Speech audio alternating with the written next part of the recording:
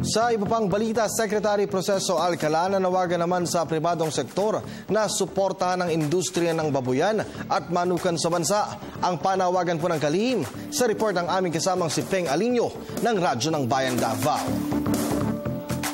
Nanawagan sa Department of Agriculture o DA Secretary Proceso Alcala sa pribadong sektor na para sa kumplementasyon sa pagsisikap ng pamahalaan na mas lumakas pa ang industriya ng babuyan at manukan sa bansa. Umasa ito na mas matatag pa ang mas marami pang public-private partnership at international cooperative effort pagdating sa food safety research at policy reforms, pagkatag ng produksyon at post-harvest infrastructure at iba pang pangangailangan hindi lamang sa sektor ng babuyan at manukan, maging buong agricultural value chain. Ito ang binanggit ni Alcala sa bonggang aktibidad ng ika-17 taong Davao Agriculture Trade Expo Day 2015 sa Davao City.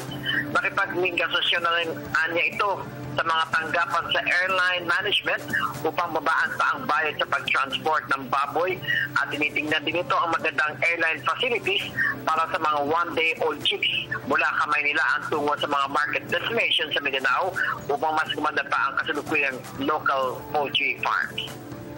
Sa mga matadahan naman, anya ay nais silang maganda ang samahan ng livestock at poultry sector sa Davao sa pamamagitan ng konsultasyon. Para sa Peng Alinio, Radyo ng Bayan, Davao.